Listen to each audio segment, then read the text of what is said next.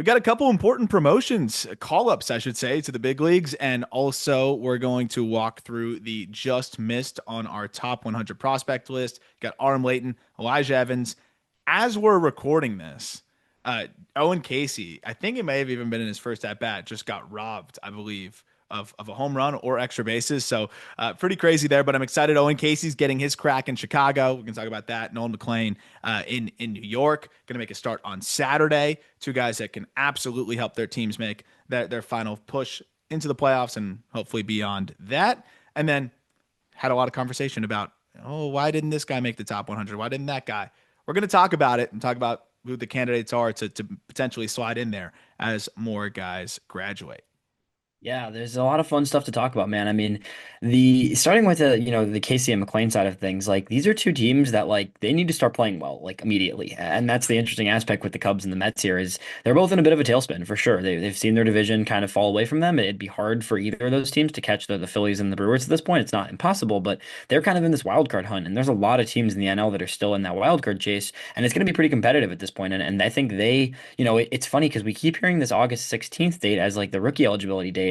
And now we see Casey debut 2 days before that, which is interesting because if he does finish out the season, I believe, correct me if I'm wrong, but I believe if he finishes out the season, the entire season on the active roster, he will then not be a rookie next season, which is interesting from that angle.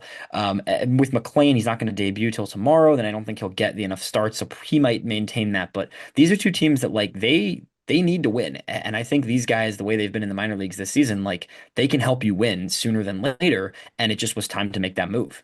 Caissie especially, where I look at what he has been doing of late. And we knew that he was slugging and going to be productive and he's been just that for them. But when you look at what the evolution of his game has been now in AAA and just frankly how he's just too good for the level. Like if you look at the rolling strikeout rate, it's just going down, down, down, down, down. You look at the last 30 games going into his big league debut, he had a 21% K rate, 1100 OPS in that span, 11 homers, 8 doubles. He's hitting the ball as hard as anybody. But seeing that strikeout rate just continuously dwindle as the season has progressed, I think once you saw that strikeout rate start to get close to 20%, it's all right. Well, we can't justify keeping this guy in AAA anymore. When you're posting plus exit velocities and you're not even striking out that much at all, like almost near league average at that point, that's a guy that can get up there and help you for an offense that's sputtering. So I'm really excited to see how they utilize him. I don't think he's going to get many ABs against lefties. That's fine. He's like a 726 OPS against left-handed pitching this year versus 1,035 against righties. But this is 100% a guy that can give you a spark in your offense if he hits the ground running. And he's obviously getting there as hot as ever. You look at the last 10 games before getting that call up, he was hitting nearly 400 with an 1100 OPS and 8 strikeouts, 7 walks in that span. So he's feeling himself as he goes, to make his big league debut. Yeah, it's pretty ridiculous. Even when you backtrack it to like the start of June, so you get a 2.5 month sample, it's still a 1095 OPS in that span, hitting over 330 for a guy who's, a power hitter, but still getting on base at a 430 clip in the past 2.5 months now. So, I mean, how do you see the biggest question there is like, how do you see the Cubs figuring out their lineup, assuming healthy, right? If when they get more healthy and everybody's back in that lineup, then who even gets bumped? Like today, you've got PCA having an off day, right? So that's Yeah. kind of easy route in the lineup. And Seiya also having an off day today, I believe, in their lineup. But like with PCA, like, yeah, he's been rough lately, but like you're not playing PCA. And then you brought in Willie Castro at the deadline. He's your floating utility. And Matt Shaw's has been much better of late too. So it's like where I just am curious to see how they play it out. And that was the issue with the Cubs come the deadline was like, how do you figure out this offense?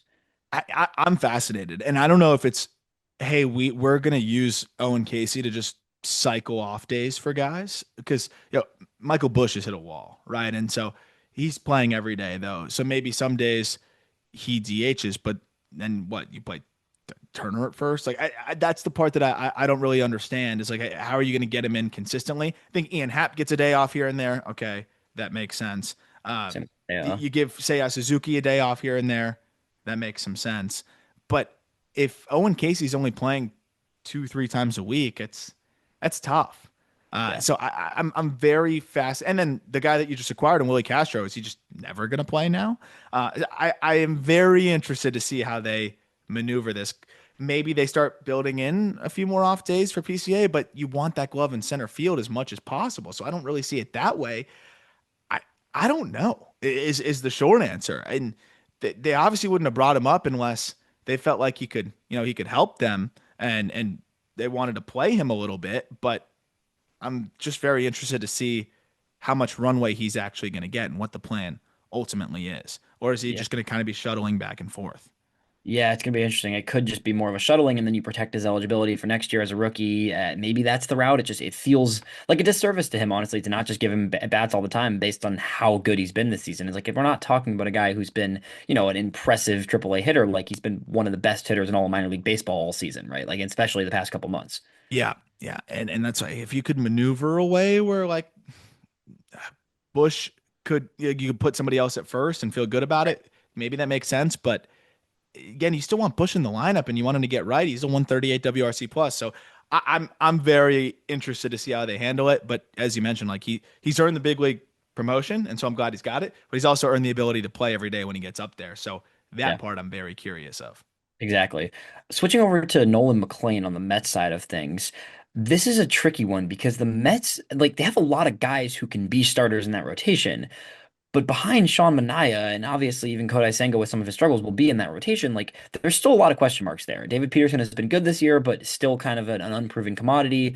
Clay Holmes, you can see some of the fatigue starting to set in for a guy who hasn't started in 7 years until this year, right? You've got Paul Blackburn back now. They move Montes to the bullpen. That's the initial move here. And McLean will slot in as we're recording on Thursday on Friday's start. Do you think McLean sticks in this rotation? Is it kind of just like if he's good, then he sticks? I think so, and I think that's why they're timing it up here. Like I think they're going to give him some time too. Like, hey, if the first few starts are shaky, let's see how it goes. But I think some of that would be maybe they skip Holmes in the rotation, where or they piggyback on him. Right, he just goes 2 innings, and then that's where Montes will piggyback, stuff like that to just kind of get through. Just being able to bring in a new arm to bolster that rotation makes a lot of sense. But when you look at what McLean can be, and what I think he gives you a good chance of at least being, which is a ground ball guy that's going to get enough whiff. Like even if he's not getting the elite whiff that you want out of the gate, like he's going to get a lot of weak contact, a lot of ground balls, and then get the whiff when he needs it. It's a guy that has a good chance of being a high threes, low fours guy, and you take that because that's a lot better than what you were getting from Frankie Montas. Like I think it was becoming very clear that he just was not going to be able to give you that. So I think he sticks in there, and then there's a chance that he's lights out because it's one of the best sweepers in the minor leagues. You get the four seamer, the sinker, a cutter, a curveball, a splitter. Like he's coming at you with 6, 7 different pitches. It's a really crazy arsenal here that could have hitters just totally off balance and stuff. So I do think this is a guy that has every opportunity to potentially stick there. And I think if he struggles too, they wanted to see it now because okay, maybe we go to Sprout then. But I think McLean's going to do a good job, and I'm excited to see what it looks like. Yeah, and the Mets could use that. They could use a guy that can come in and give them some new life on the pitching side of things, especially because they're got their backs against the wall a bit here and coming up with being in the third wild card spot and being in a position where, with the Cubs and then either the Dodgers or Padres ahead of them, like they're gonna have a hard time getting past that third wild card spot, which puts Yep. them in a spot where you really got to fend off teams. And yeah, they're definitely the strongest team on paper of the teams behind them, but it's still far from over in terms of that race in the wild card. No doubt. And another guy though that he is riding a hot streak into his big league debut, where it's the last 7 starts, it's a 2.87 ERA for McLean, 33% strikeout rate, and a 50% ground ball rate. So you feel pretty good about that. He hasn't had a single outing in that span where he struck out less than 6. He has 2 where he struck out 10. I mean, maybe he catches lightning in a bottle here and he really propels you. So I'm excited to see because I think the floor is relatively high and then you still got a fun ceiling here. Yeah, definitely a piece to keep an eye on. So those are the two big call-ups. And funny enough, our 41st and 42nd ranked Yeah. prospects, two guys stacked on the top 100, both debuting this week, which is pretty fun to keep an eye on there. Speaking of the top 100, we've got a just miss list, and this one was fun to put together because it includes, almost half of the list is draft guys who were, you were definitely high on and could easily be top 100 guys. Once we see these draft prospects, first round picks debut, later this season or whether even if it's next year, right? Then when you get to see them kind of really play in pro ball, it's very easy to put some of those guys into the top 100 mix. For now, they just miss it based on a couple minor factors there. But we've got a number of kind of ascending prospects, a few draft prospects, and then a couple guys that fall off the list from last time, but are still right outside that territory. So we'll kick it off with a guy that I know you very much floated at the back of the top 100 in that 100 spot, and Hector Rodriguez. We mentioned him on the heat sheet last week, so we can kind of go through him quickly here. But this is a guy who has gone from a interesting kind of flyer in the red system this year to a guy that's knocking on the big league door now at 21 years old. Yeah, and it's such a tough player to gauge because the quality of contact is nuts. And he's 21. Him and Sal Stewart are just so impressive right now in AAA. Sal's somehow been even better. But at the same time, he's been one of the most aggressive hitters in minor league baseball for several years now, and maybe he makes it work and can make it happen. But it is a little bit of a concern. And then I don't love the glove, but the bat is just so darn good. You look at what he's done this year: 303 batting average while putting up a 90th percentile exit velocity of 107 miles per hour, which is 3.5 ticks above league average. And you also imagine that gonna probably get a little bit stronger and continue to fill out. He's a young 21 years old. This is a really special bat speed type of candidate here, where you don't see a lot of guys producing the kind of bat speed that he does. Hard hit rate of nearly 50%, but there's a lot of pressure on him to slug and just consistently mash, because I don't think you're going to get a ton of value beyond the bat. And there's going to be pressure to have a lot of quality of contact because he's not going to walk much. And so those two things, and I saw the walk rate start, or the chase rate starts to dwindle a little bit. And then since he's got up to AAA, and even over just the last 50 games, it's back up over 40%. That's really tough. When it's a 50% chase rate against sliders, like those are things that I start to get worried could get exposed at the big league level. But there's no doubting the bat speed and just the natural ability to hit in general. Yeah, for sure. I think that's someone who, it looks like he's in a position to be in Cincinnati next year, and we'll see if that translates. But I could easily see him making the jump when a number of guys graduate, right? He's probably one of the guys that slots into the back of the top 100 because the quality of contact and those other factors And you he's, mentioned. he's still only striking out 15% of the time over his last 50 games, despite that crazy chase rate. So I keep going back to like the Jesus Sanchez comp, but he's definitely a better hitter. So if he's an elevated Jesus Sanchez, it's a good player, and it's probably a top 100 guy. Yeah, and he started off pretty good in AAA here. The stats have translated almost exactly so far in his first handful of weeks here at the AAA level since getting promoted. So the next guy up is another one. We wanted to get these two out of the way off the rip because we just talked about him last week as well, and that's Caelen Culpepper of the Twins organization. First round pick by the Twins last year, has really just taken it into his own, in the past number of games, especially the past couple weeks. He got to double A mid-season this year, and then in 37 double A games now is up to a 149 WRC plus. He's still striking out under a 20% clip.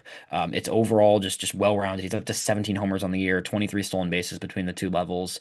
He looks like he could be, with the Twins entering this big rebuild, like he could be in Minnesota next year, even though this is only his, first professional season. Kind of a refreshing archetype for them too. Just 50s across the board, Yeah. and just a well-rounded player who's gonna do a lot of things pretty well and not do anything really poorly. I'm looking forward to somebody graduating in the top 100 so we can plug him in. Like he's definitely 101 with the way that he's performing, and just the sum of his parts aspect to his game. The underlying data isn't as shiny as the surface level numbers would maybe indicate, but another guy that pulls the ball in the air at a good clip. He has cut the ground ball rate consistently as the year has progressed, and just has a feel for the game, man. So he's just such a high probability average big leaguer that I think that makes him a top 100 prospect, and you can still dream on an above average big leaguer, especially with the ability to play a decent short that has come along pretty well. Yeah, definitely. I think it's yeah, like you said, refreshing for the Twins. I think a piece they could use going forward is just someone that they can give them confident, solid at bats every day, and I think he will start doing that. I mean, he'll be at 50 plus double A games here by the end of the season, which means I wouldn't be surprised if next year they put him in triple A to open the year, and then he could be in Minnesota next year mid-season for sure, given that they're kind of, entering this rebuilding phase likely next season. No doubt. And I think the one thing just to monitor with him is just going to be the secondary chase. He's going to swing a lot at spin, but he also handles spin well. So maybe it's just the willingness to swing at it because he's crushing it. And as he starts to see better quality stuff, he'll lay off of it more. But that's just one little thing to monitor. Yeah, definitely. Before we get into some other guys who I kind of think are gonna potentially have a chance to rise in, or guys that have fallen off the top 100, we got draft guys. I think that's the next up. Five guys from the 2025 draft that make this just miss list, and we'll start with Xavier Neyens because this is someone that you and our director of amateur scouting, Tyler Jennings, were very high on, ranked 12th on our big board for a guy that ends up going to the Astros at 22. This is a high school bat, a lot of upside, serious exit velocities and power to dream on there from Neyens. What is it about Neyens that kind of makes him? He's the only guy past, I believe, pick 15 or so that is in the top 100 consideration here. Yeah, I think it's just what can be. It's this juggle of the swing and miss is definitely a concern, and I think you know, there's some talk from scouts and evaluators that just the data from the summer circuit was concerning in terms of swing and miss. But when I look at the operation and you look at the power and the athleticism for his size and what can be here, it's really fun. And you're looking at a player that at his peak could be a 4.51 player, but you're also looking at a guy that may not hit enough to get to the big league. So it's this challenge of two very wide end outcomes here that keeps him just out. But a guy that, if he's curtailing some of the swing and miss concerns in the early going of his professional career, I think you're going to see a lot of helium on him, Yeah, I mean, I think he's someone who you mentioned already, like he's going to be one of the top prospects in the Astro system. I know you're working on that system, but like if it's not the hard to best. put it Yeah. at the top spot just because of the tantalizing upside there for a guy who's a high school pick. Obviously, just plenty to dream on there from Neyens. And then we go over to the college side of it, and there's two arms that obviously stand out that were on most top 100s, but kind of I think for you it's more of just like needing one more thing to see from them in their next step. And starting with Tyler Bremner, who went second overall out of Santa Barbara, and he is a guy that I've been watching for years. And I think from my perspective with Bremner, like you got to see that third pitch come along. The Yeah. slider just wasn't quite there. You've got, I mean, you could argue one of the better two pitch mixes in the entire draft, right? It's the best changeup in the draft. I think that's not even a question, and it's a pretty good fastball. It's mid 90s, pretty solid characteristics, played up well this year. The issue with Bremner and what he got him into some trouble in college was the slider backed up a lot, and then against lefties, he was really a two pitch pitcher essentially, which, as a starter at the big league level and a guy who we know is going to be fast tracked, that's not really going to fly. So we got to see him kind of develop another pitch or take that slider into a next level. And he might do that quickly, Yeah. and then we'll adjust quickly. But it's kind of the Drew Thorpe conversation, right? And the fastball's better. I don't want to compare it to that, but also Drew Thorpe's got one of the best changeups that you're gonna find. Where it's okay, you can have success that way, but you got to be so perfect. And Bremner's got a lot more time, and I think a little bit more arm talent to be able to prove that he can spin something. But I mean, the slider, man, opponents crushed it, and he only landed it for a strike about 56% of the time. There was minimal swing and miss, minimal chase, and opponents hit over 300 against it. Fastball changeup combination was ridiculous. Opponents were below the Mendoza line against it. As you mentioned, the changeup, one of the best pitchers in the draft. But a fastball changeup guy is a tough sell until we see what he can do in the pro ranks. And if he really, really dominates, he'll still probably sneak his way in there. But as you mentioned, yeah, he's going to need that third pitch. Yeah. What I've heard is that there's already been kind of a true cutter or in the Yeah. works for him, which makes a lot of sense. It seems like he was kind of already messing with that towards the end of the college season, and it's something that if he can get a 90 mile an hour more of a darty cutter, I do think that would play pretty well for his arsenal, and that's something he could feel more comfortable throwing against lefties too, as opposed to the more heavier slider that he was working with in college. So that seems very logical. I think there's other things that could be implemented there. The Angels, they're hopefully they don't rush him too much because I do think even though he is this higher floor archetype, I still think that giving him enough time to really hone in on another pitch or two Yeah. would do wonders for his long-term career because, yeah, you have two really good pitches that are going to play up at the next level. You could throw his changeup in the bigs right now and he would succeed with that pitch. But to be a starter and to be, near the value of the second overall pick, you got to see a little bit more beyond those two pitches, which is why he's off this list. And, if we see him come out in spring training and into the beginning of next season with a beautiful cutter and all three pitches are working, he will easily be top 100. You just got to see that development come along. and see if it affects the command, Yeah. because he throws the fat four seamer pretty well for a strike. The changeup, great for a strike. But if you got to start to throw that spin a little bit more, is that going to throw you out of kilter and start to walk outs? Because this is a guy that also has to be, pretty pinpoint too. So I'm excited though. I think it's going to be, I hope he's got the right people around him. I don't have a ton of trust in the Angels to get him right there, but I think he knows what he needs to do. And on the pitching side, it's a little bit more clear cut in terms of what you need to add. And I'm excited to see if he can do it. Yeah, and then we've got Jamie Arnold as the other college pitcher who it's funny that we have these guys kind of the back-to-back listing because they were the top two pitchers in the country heading into this college season. They were like, these are the top two guys that are going to go potentially top five, both of them. And obviously, Bremner goes high on a huge underslot, and then Arnold ends up falling to 11 at the A's. Arnold is someone who, there was plenty of good things. The results were excellent for him, but there was some concerns from people in the community watching him over the past month or two, the last month or two of his time at Florida State, and just where he'd be at professional ball. What is it with Arnold that has him kind of just off this list? Yeah, I think the fastball quality just dissipated a little bit. And then the command overall, right? You look at every pitch aside from the slider, which seemed to kind of fit his funky release the best. He had a 71% strike rate on the slider, and then everything else was like a 57% strike rate. It's just going to be tough to succeed that way. And then the way that his pitches move, right? I mean, gets lefties out a lot more than he's getting hitting righties out. I just wonder if that's something that can rear its head a little bit more in the professional ranks, and if there's going to be an adjustment period there. But yeah, just not seeing that four seamer play very well, where the four seamer was yielding an OPS north of 1,000 was kind of surprising. The sinker was effective for him, but then again, just really not much of a feel for the splitter either. So it the template is there. He's funky. He's got stuff moving in different directions, and he can really rip a nasty slider. But there's a lot to that needs to be tweaked and worked with. And he definitely saw his stock slip a little bit this year with the inconsistencies.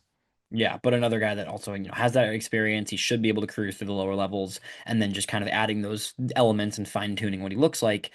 Both guys that could easily move up, and Arnold is going to be the coveted pitching prospect in that A's system that needs pitching. Obviously, the A's offensive core is set up pretty well right now, so he's a guy that I hope that they are willing to take the time with to make him as good as he can be and really round out that profile. Just because he should be a big part of that rotation sooner than later if those things come into play. And he is the fallback. I mean, he can be a good reliever. Obviously, you want more than that. Right. And if something clicks for him, he's going to be really, really funky and nasty. Working at Jacob Lopez ride funkiness to a lot of success at the big league level for the Athletics right now. And this is louder stuff. So I'm eager to see what kind of tweaks he makes. But I believe in the makeup too. We guess the call up, and loved everything that he had to say and the way he goes about his business. So just finding a way for that fastball to play better will be a key part.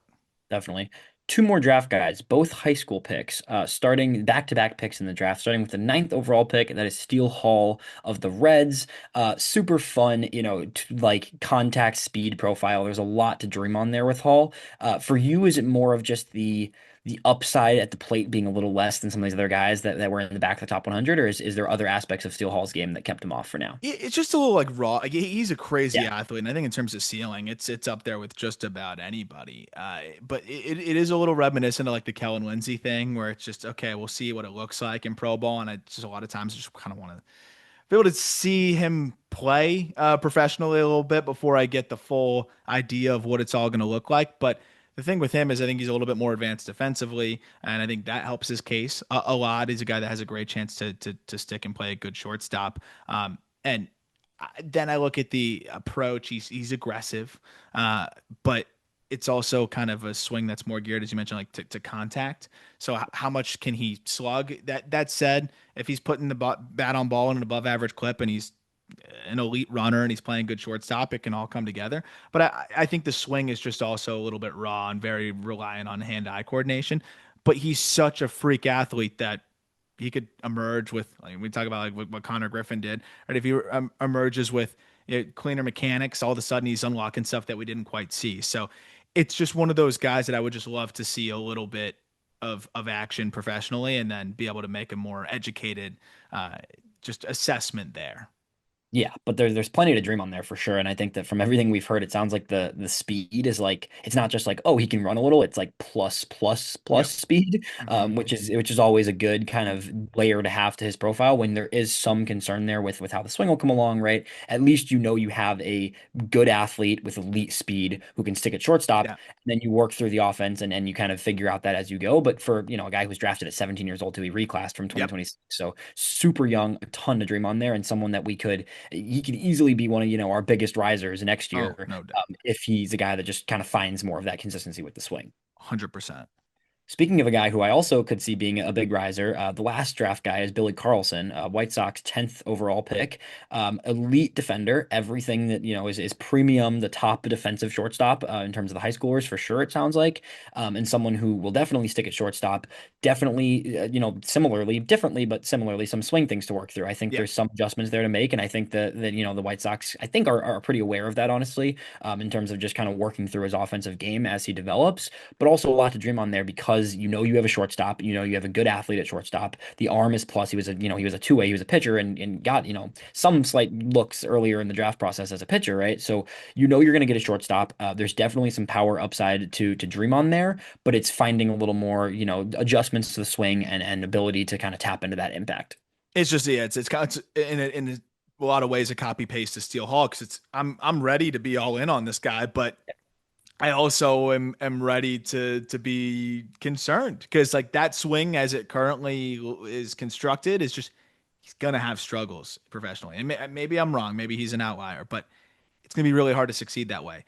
And the hard part with that is, oh, okay, well, he can make an adjustment. Yeah, but some guys when they have that big of a move, their hands are that loud, they're a big lunger, they struggle to really fully rein it in, and it may never fully be there. And that's the risk of taking guys like this. If they can rein it in, they could turn into Connor Griffins. If they can't, you can see Elijah Greens. Like so, it's the fun challenge that comes with it. But you don't pass on the opportunity to take a guy here. If you're the White Sox, that at his peak can be 5+ WAR player. So that's what you're dreaming on. But it's the floor ceiling conversation, and I don't think there's many guys that have a lower floor from the offensive side of things. The good part is they can pick it, and that's why they just missed alone. But I think there's a long way to go with the swing and that side of things. Good news is you got time to figure it out, and the stuff you can't teach is definitely there for Hall and Carlson.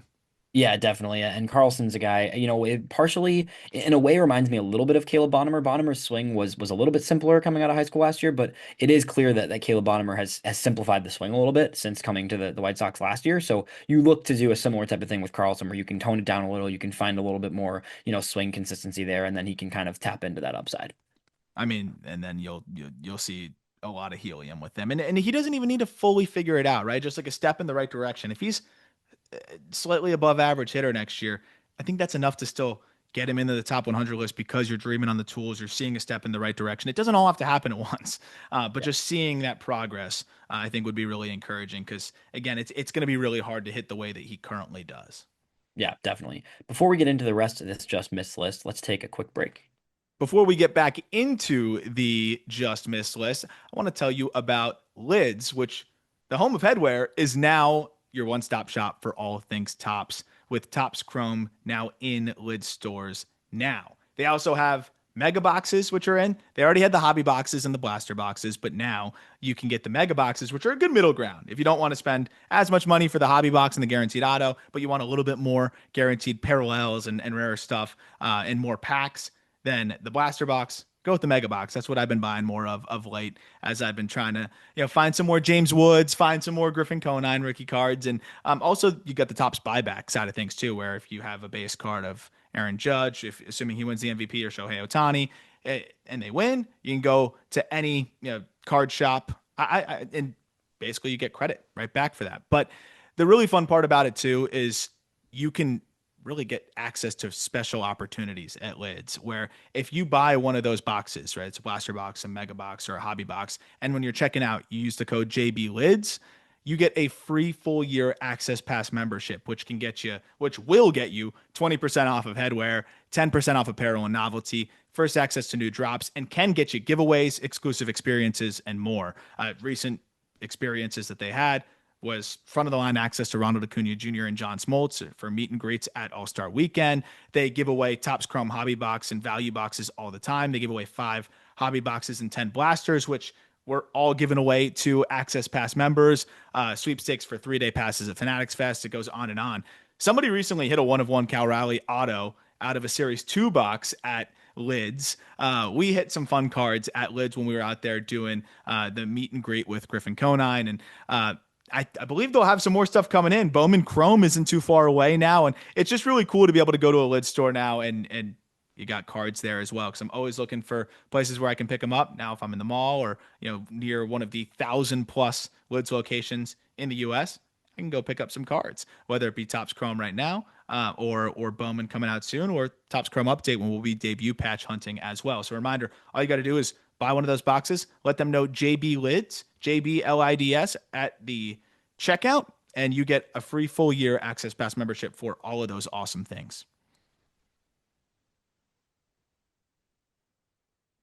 Moving into our next set of names here in the top 100 just missed list, we've got some guys who have not yet debuted or either have debuted on the list or are kind of a step away from the list for different reasons. And we'll start with Braylon Payne of the Brewers organization. And he's on track to be the 7th Brewers prospect on the top 100 probably come this spring or even this end of season update. This is a guy who is just, definitely a raw draft pick. Obviously was kind of the surprise pick of the first round in 2024, going 17th overall to the Brewers. This year at the single A level is just still kind of finding his own, but he walks a lot. He's very good at that aspect of it. He is striking out a little bit more than you'd like to see from his profile, but still 18 years old and is already stealing bags. He's moving well and is just, or he just turned 19. Actually, today's his birthday. Shout out, happy birthday, Oh, Braylon Payne. it's always nice Turned when that 19 happens. today.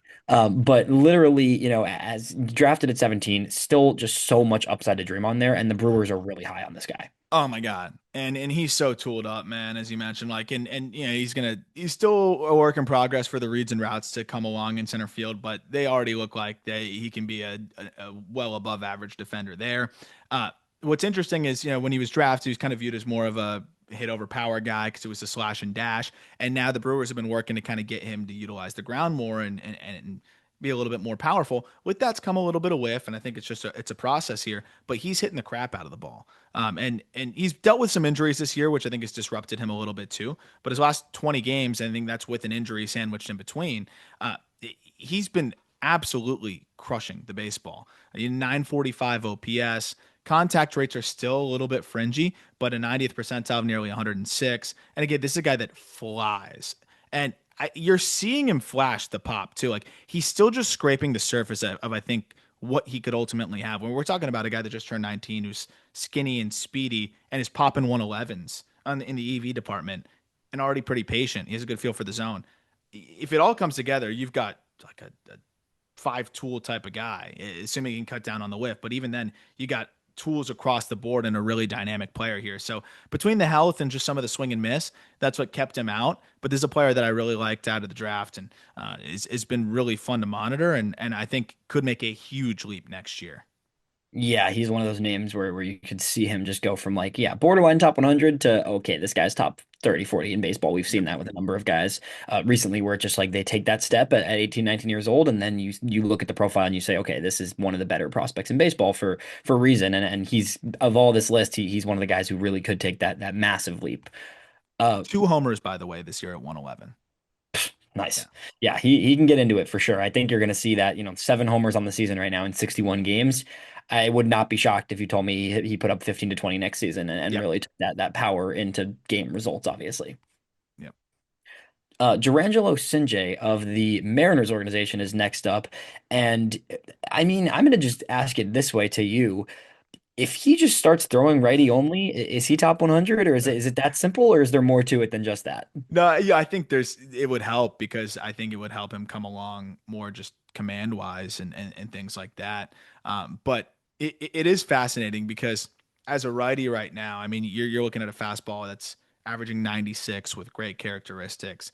Slider looks like an above average pitch. The curveball looks like an above average pitch, and he's flashed a changeup. So I think that the biggest thing for him has been just consistency with the secondaries.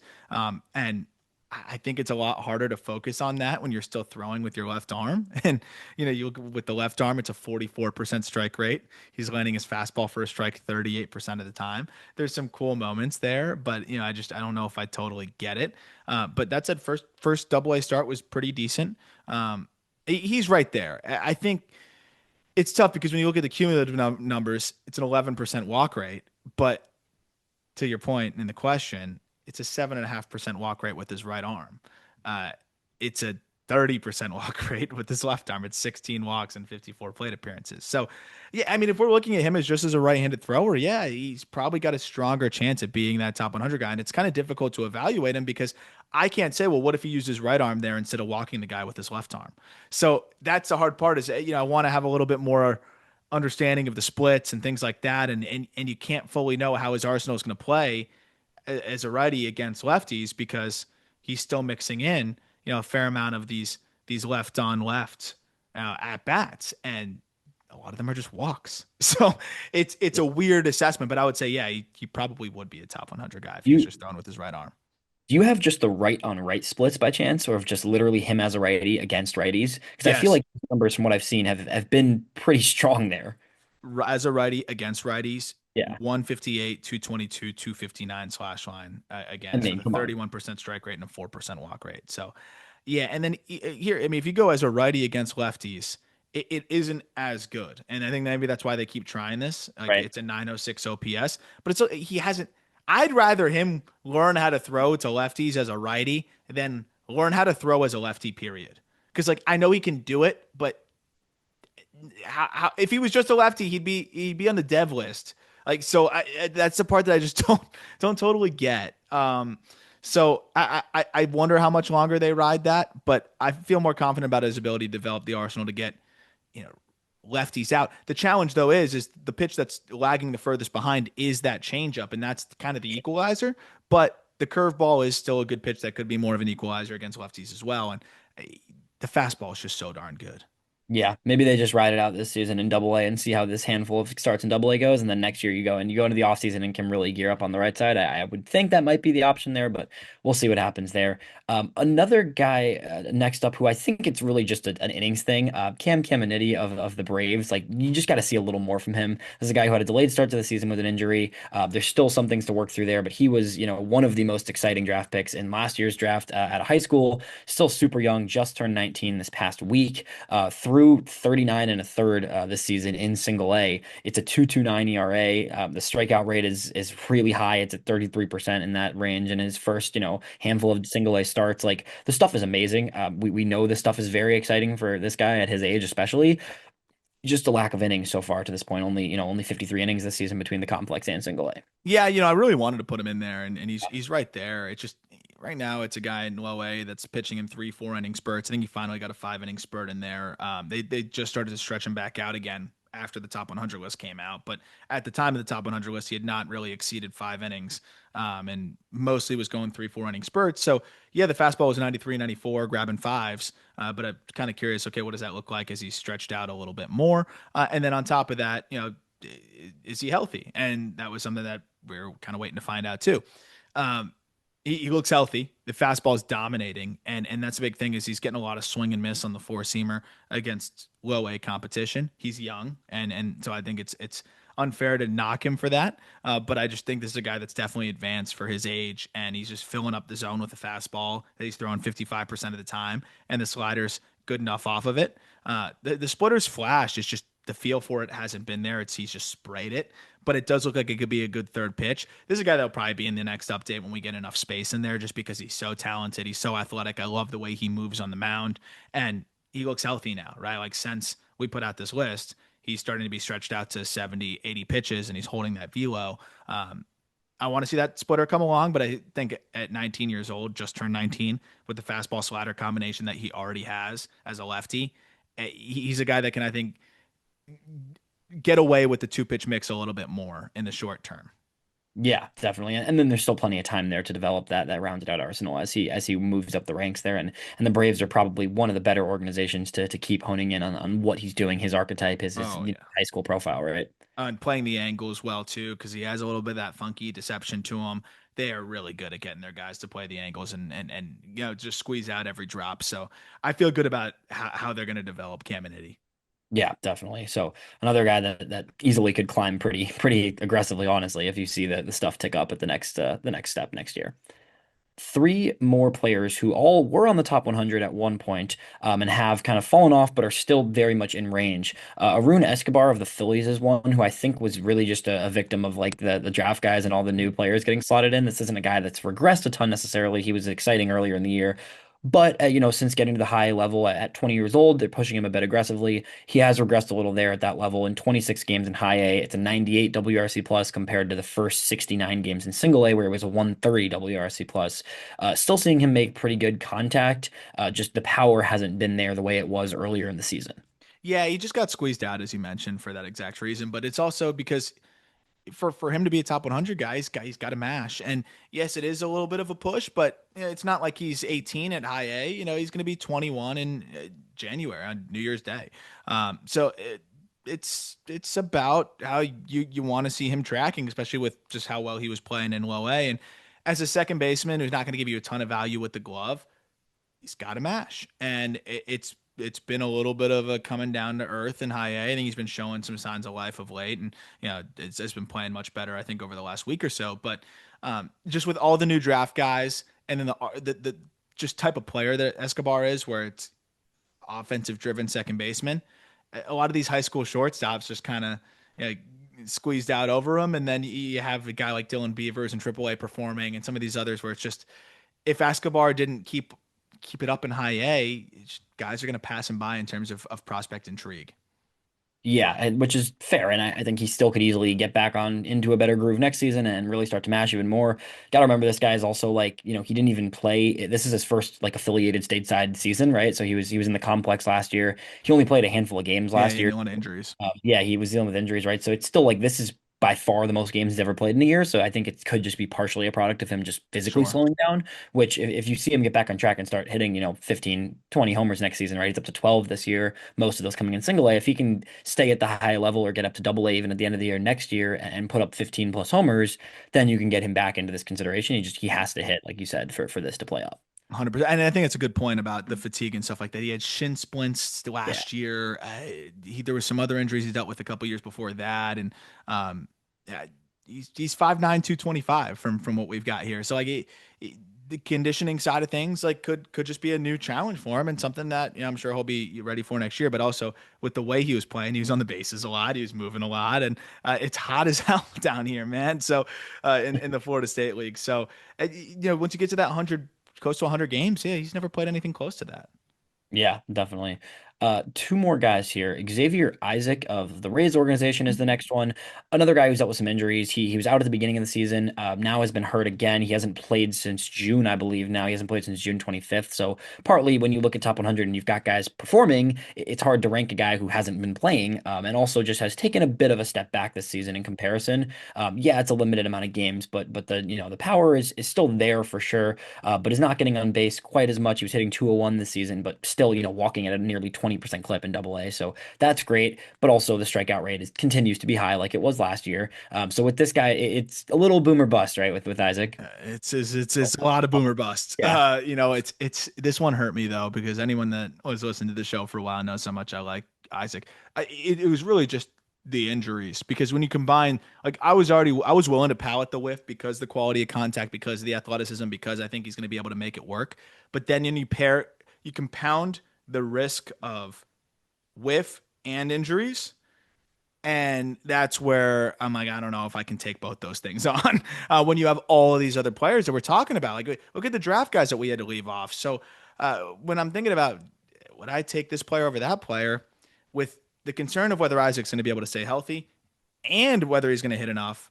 Again, I could handle the latter because I'd be willing to take that chance when you've got some of the best raw power in minor league baseball, and it really is. Like it's you could probably argue top five in terms of raw power in minor league baseball, and with Cags up now, it could be top three or two. Like that's a shot I'm going to take on a player any day. And then you watch the way he moves in the box, and it's a guy that could hit 40 homers. So it's just so tough though because the whiff has crept up a lot in the upper levels, and then the health.